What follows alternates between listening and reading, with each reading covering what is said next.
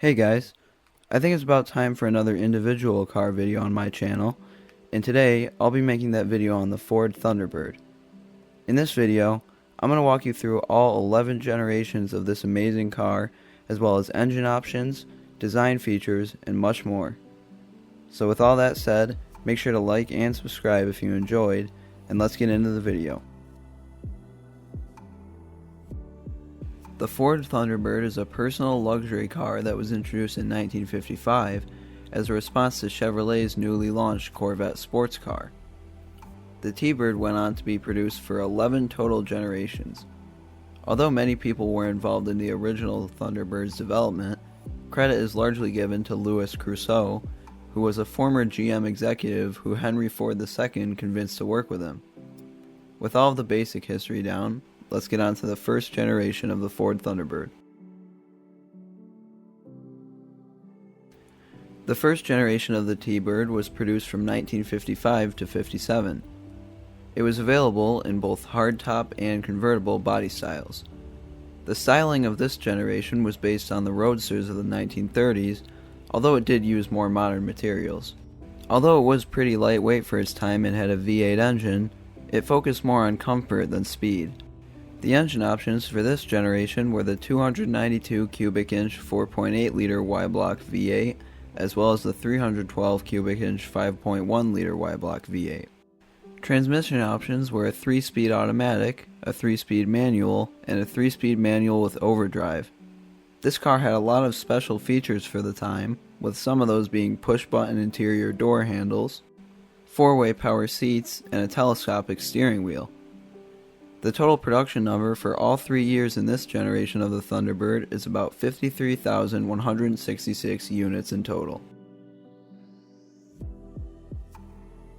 The second generation Ford Thunderbird was produced from 1958 to 1960 and was also called the Square Bird due to the new body style Ford had adopted for it. This new generation of the T-Bird was designed by Joe Oros, and like the previous generation, it was front-engine, rear-wheel drive, and was available in hardtop coupe and convertible body styles. With this generation, 2 rear seats were added, which caused sales to soar, and for the T-Bird to also win Motor Trend Car of the Year in 1958. It also got some new engineering, such as a unibody construction. There were 2 new engines to choose from for this generation, with those being a 352 cubic inch 5.8 liter V8 which made 300 horsepower and a 430 cubic inch 7 liter V8 which made 345 horsepower. The only transmission options were a 3-speed manual and a 3-speed automatic.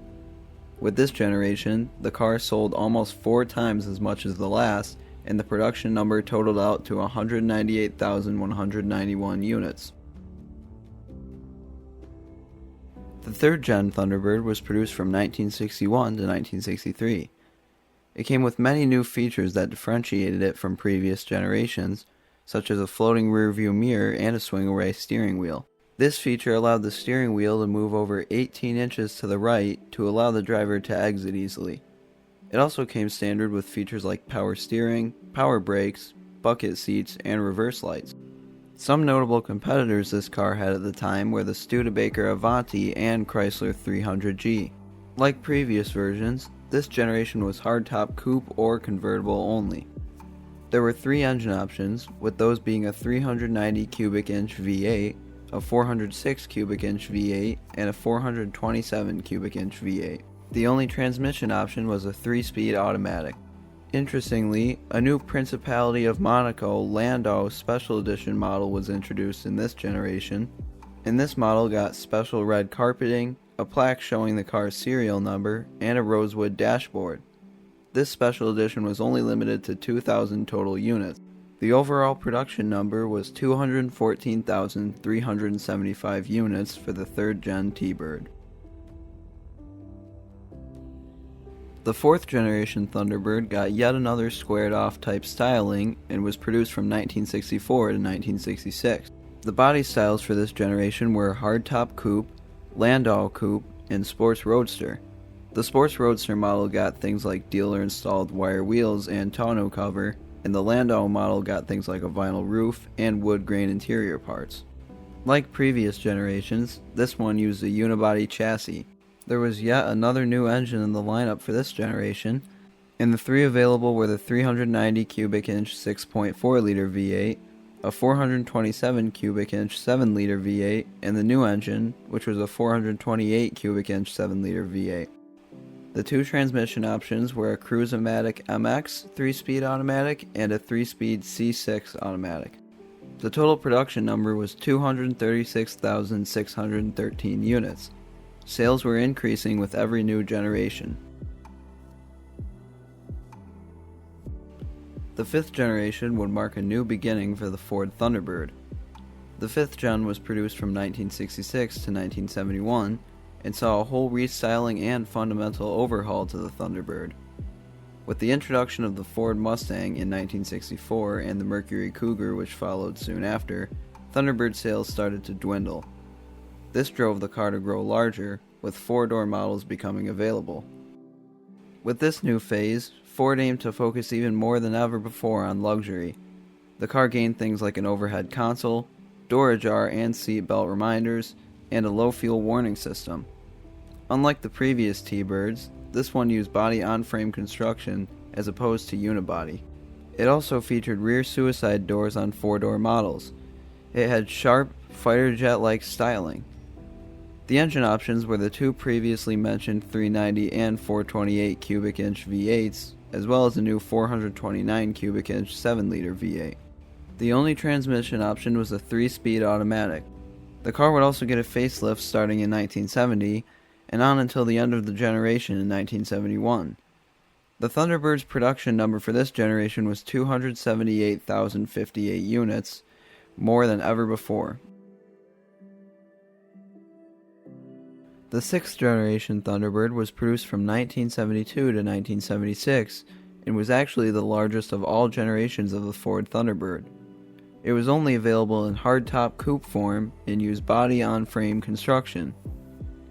It was also mechanically identical to the Lincoln Continental Mark IV and shared many exterior design features with it, as well as pretty much everything interior-wise aside from the dashboard. Luxury groups were also introduced in this generation.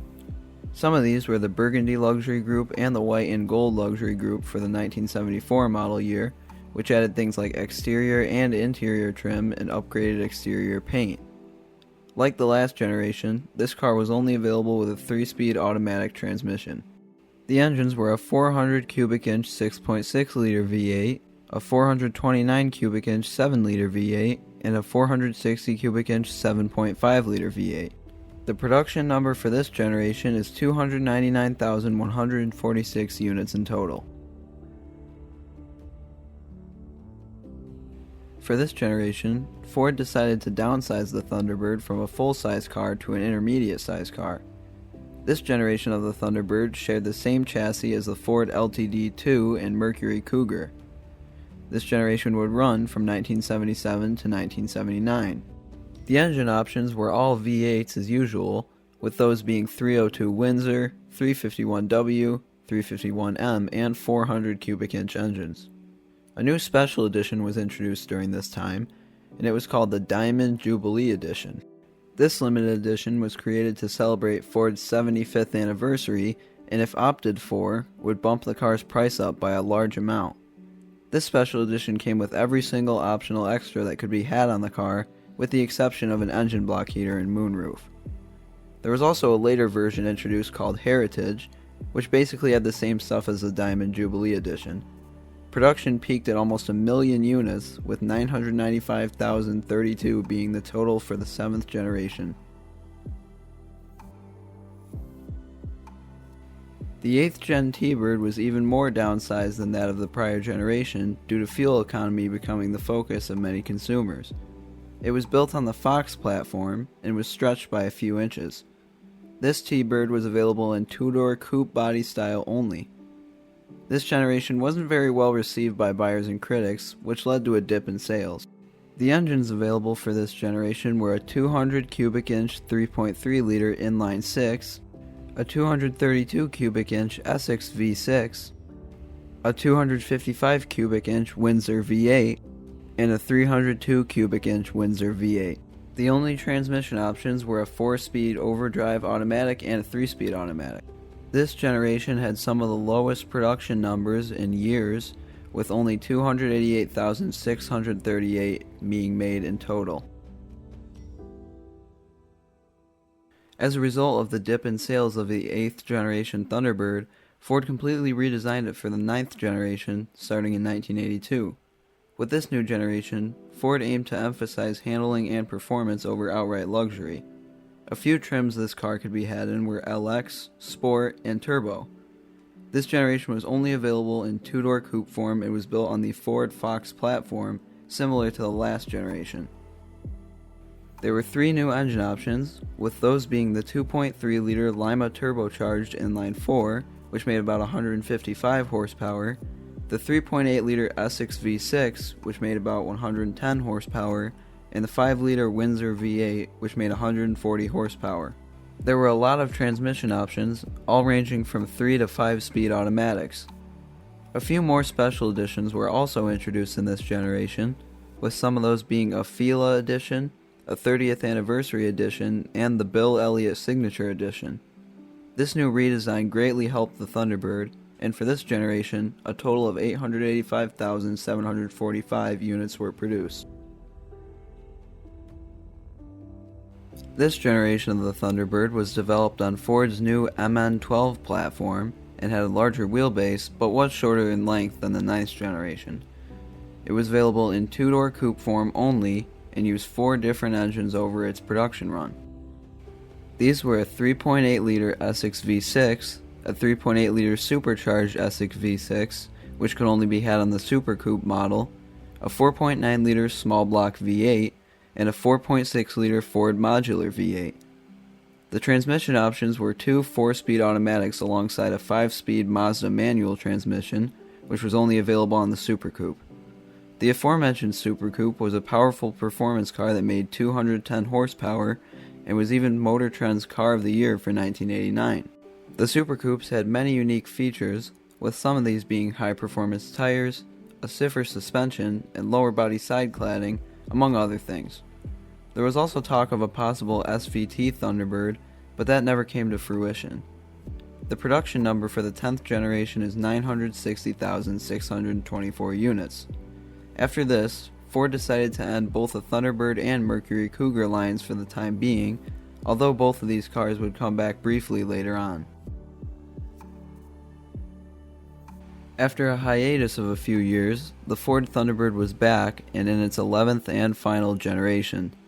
This T-Bird was redesigned from the ground up once again, and was now available in hardtop coupe as well as convertible form for the first time in many years. During the retro styling car trend that went from the late 90s into the early 2000s, Ford decided to bring back the Thunderbird and produced it from 2001 to 2005. For the first time, there was only one engine used throughout this entire generation, with that being a Jaguar 3.9-liter V8, and the only transmission that could be had was a 5-speed Ford Bordeaux automatic. This T-Bird was only available in 2 trims, with those being Deluxe and Premium.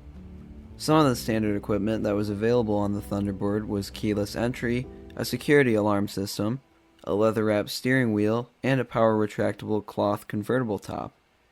This Thunderbird's performance was pretty good, with it going from 0 to 60 in about 6.2 seconds, and onto a top speed of 155 miles per hour. It also had an output of 280 horsepower. There were just under 70,000 units produced across this generation. After production ended, Ford opted to not start a 12th generation, and the Thunderbird was discontinued. This brought an end to the long-running T-Bird. And that is the evolution of the Ford Thunderbird. This is a pretty awesome American car that I enjoyed researching and learning about while working on this video. I know it's kind of long, and if you watched until the end, thank you for that. Let me know in the comments what you guys want to see next on this channel, and make sure to like and subscribe, and also turn on notifications to get notified about my next video. And thanks for watching. I hope you enjoyed, and I'll see you in the next one. Peace out.